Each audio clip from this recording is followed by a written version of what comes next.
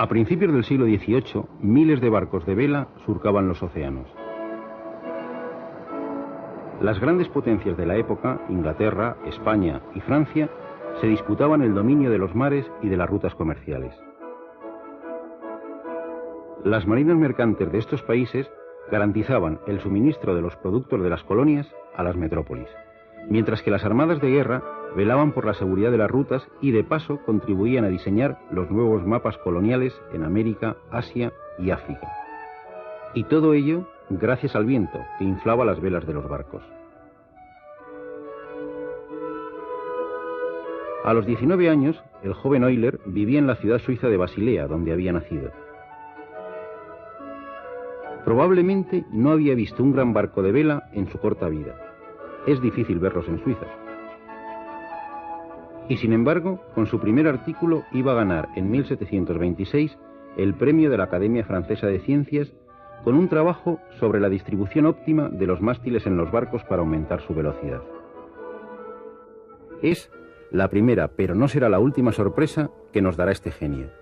De hecho, ganó 12 veces el premio de la Academia Francesa. La familia más popular en la historia de las matemáticas es sin duda la familia Bernoulli. 8 de sus miembros, de 3 generaciones distintas, fueron matemáticos excepcionales.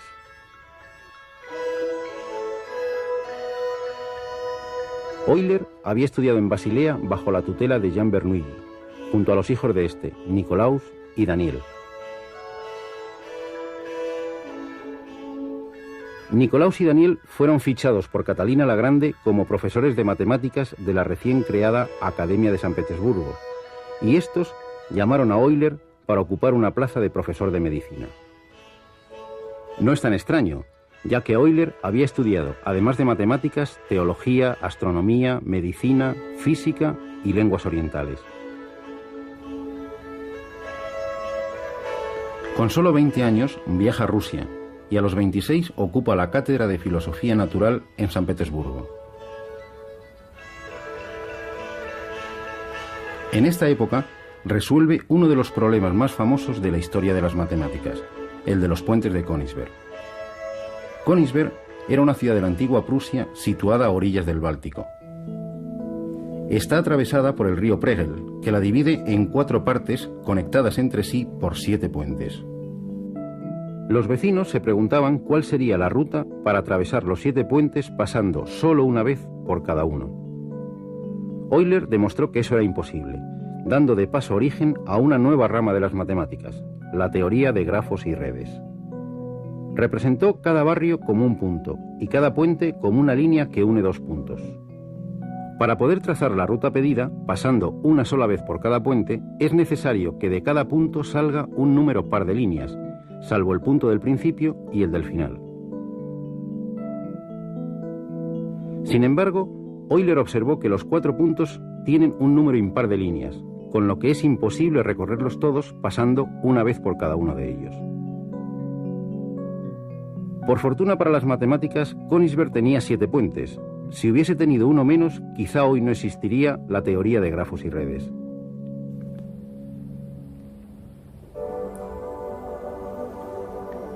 Hasta 1741, la pluma de Euler va a suministrar un ingente material a la revista de la Academia de Ciencias de San Petersburgo. Material que abarca todas las ramas de las matemáticas, pero que incluye temas de óptica, de acústica, de hidrodinámica y de mecánica. En esta época, Euler pierde la visión de un ojo. A pesar de ello, y de haberse quedado ciego 17 años antes de su muerte, la edición de sus obras completas, llamada Opera Omnia, pesa más de 170 kilos. Estos cuerpos son poliedros convexos. Este es un cubo. Está formado por 6 cuadrados iguales. Este otro tiene 4 caras triangulares y se llama tetraedro. El número de caras de este otro es 8. Es un octaedro.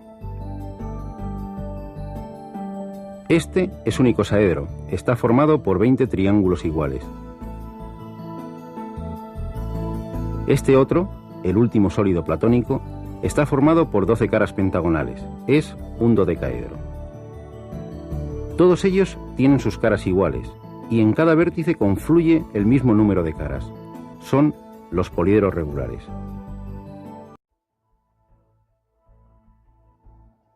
El cubo tiene 6 caras, 4 laterales, una arriba y otra abajo. 8 vértices, 4 arriba y 4 abajo. Y 12 aristas, 4 arriba, 4 abajo y 4 laterales.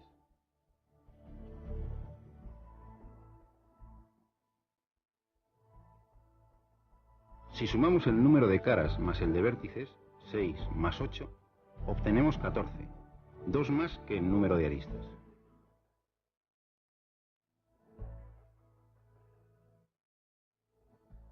Veamos qué ocurre con esta pirámide. Caras, 5 laterales y una base, 6 en total.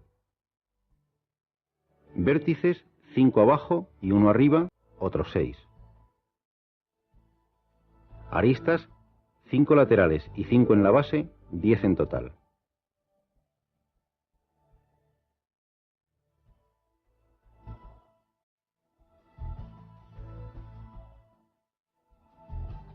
Vaya, otra vez las caras más los vértices es igual al número de aristas más 2.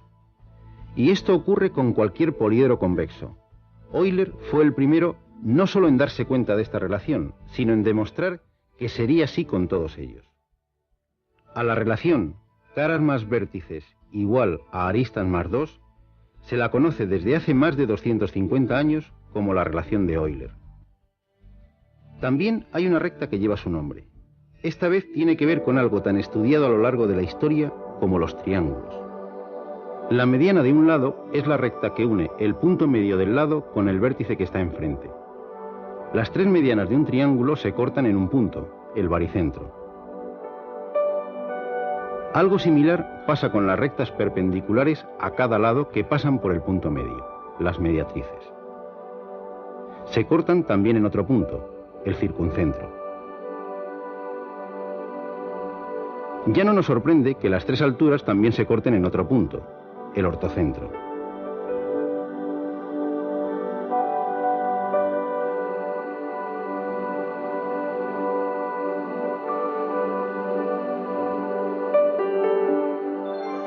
Si el triángulo es equilátero, es decir, tiene sus 3 lados iguales, los 3 puntos coinciden. Pero si los 3 lados son diferentes, son 3 puntos distintos. Estos hechos se conocían desde hacía más de 2000 años. Lo que en el siglo XVIII nadie sospechaba es que esos 3 puntos, no importa de qué triángulo se trate, siempre están alineados, es decir, están sobre una misma recta, la recta de Euler.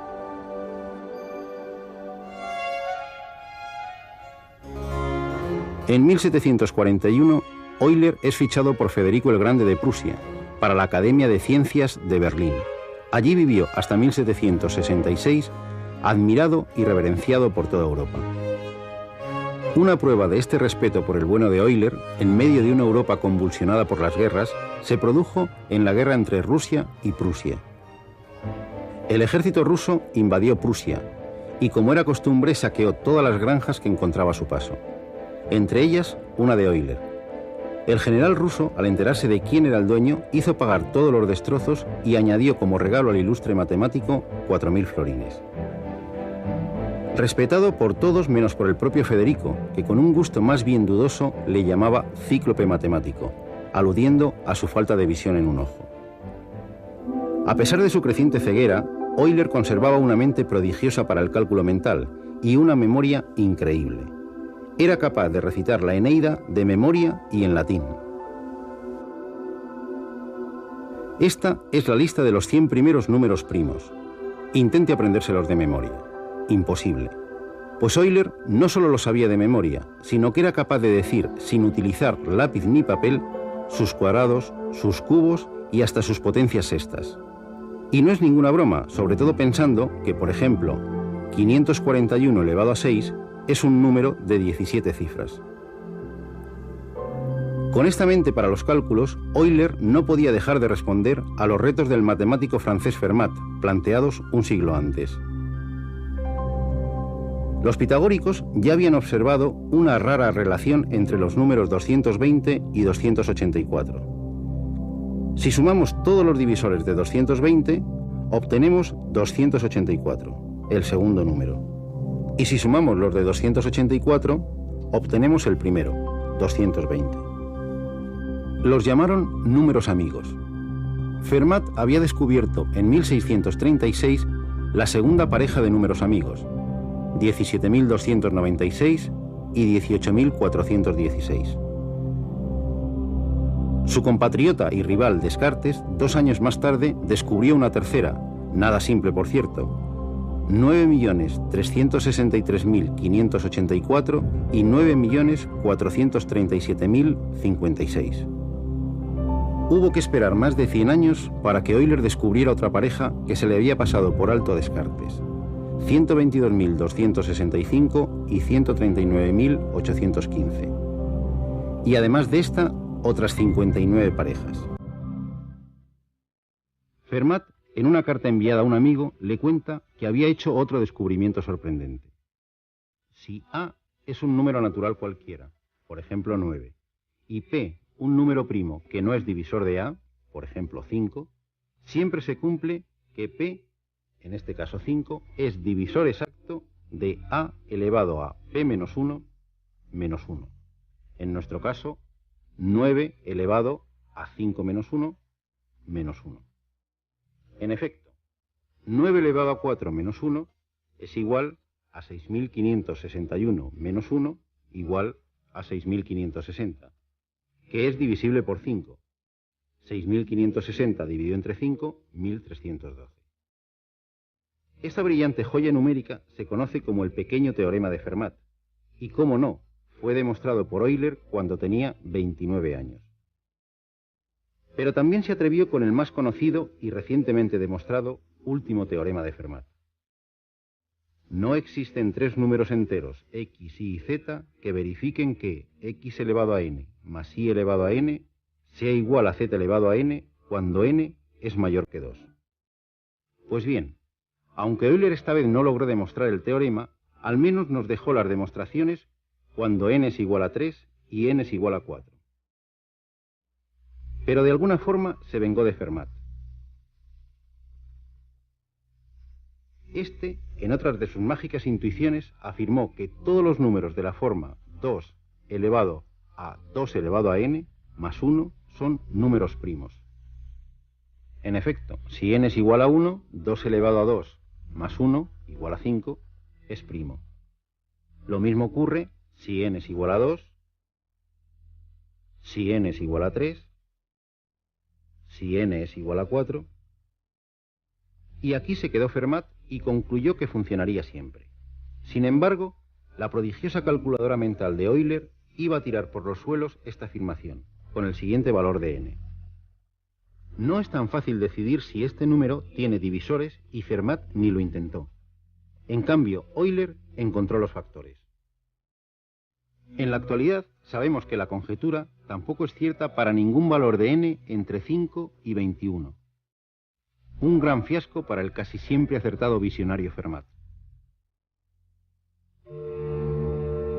Cuando casi contaba 60 años, Euler, cansado del trato poco amable de Federico el Grande, decide volverse a San Petersburgo, con su más que numerosa familia. Y al año siguiente pierde la visión de su ojo sano, quedándose definitivamente ciego. Pero al igual que Beethoven con su sordera, la ceguera de Euler no le va a impedir seguir creando obras geniales durante 17 años, realizando los cálculos mentalmente y dictando los resultados a alguno de sus hijos. Aunque cualquiera de sus incontables descubrimientos habría hecho a Euler pasar a la historia, donde se sentía como pez en el agua era al tratar con series infinitas.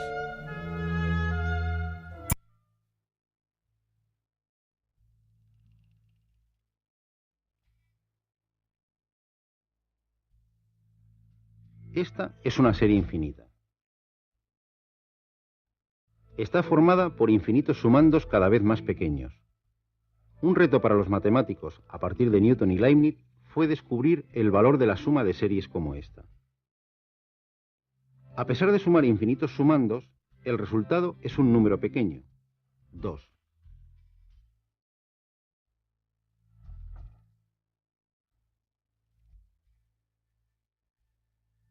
Esta serie es la suma de los inversos de los números naturales y llega a ser más grande que cualquier número que nos podamos imaginar, por grande que éste sea. Es una serie divergente, como ya demostró Jean Bernoulli, el maestro del joven Euler.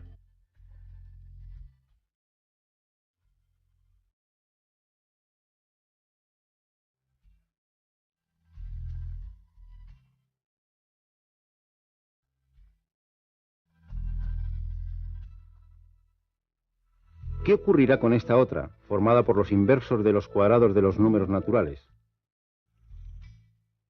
Euler calculó la suma de los 100 primeros términos hasta encontrar un resultado con más de 20 decimales.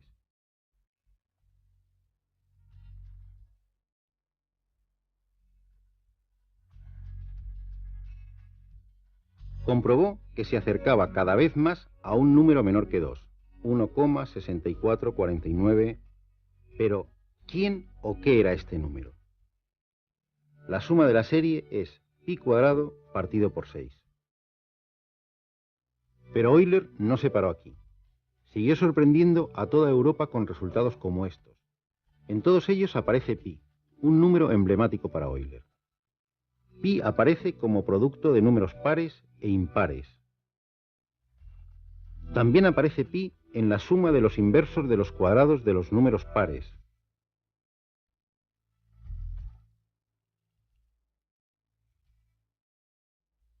Y volvemos a encontrar a pi en la suma de los inversos de los cuadrados de los números impares. No es tan fácil obtener estos resultados, sobre todo si tenemos en cuenta que en la actualidad aún no sabemos cuánto vale exactamente esta otra serie, formada por los inversos de los cubos de los números naturales. Hay números que, como los actores famosos, aparecen en casi todas las películas. El número 1 y el 0 ocuparían sin duda los primeros puestos de apariciones. Sin embargo, hemos podido comprobar que el número pi, la razón entre la circunferencia y su diámetro, no limita sus apariciones al mundo de los círculos y de las esferas, como ya descubrió Arquímedes. Y eso que no es un número nada simple. 3, 14, 15, 92... Otro número de apariencia extraña y también con nombre de letra es el número e, la base de los logaritmos neperianos. Otro número irracional con infinitas cifras decimales. 2,71828118. Un número que aparece cuando queremos cuantificar el crecimiento de una epidemia, cuando hacemos la prueba del carbono 14 para datar un resto arqueológico, y hasta en los cables de la luz. Un número que Euler llegó a calcular con 23 decimales. Nuestro último invitado a esta fiesta es el número i, la unidad de los números imaginarios, el germen junto al 1 de los números complejos. Nada parece indicar que estos 5 números, 0, 1, pi, e i, tengan alguna relación entre sí. Sin embargo, los 5 están íntimamente ligados mediante una preciosa relación que constituye el sublime compendio de la ingente obra de Euler y que, por supuesto, es fruto de su genio. Breve, sugerente y misteriosa. E elevado a i por pi más 1 igual a 0. Como si el universo hubiese querido rendir un homenaje a las matemáticas a través de uno de sus hijos más ilustres.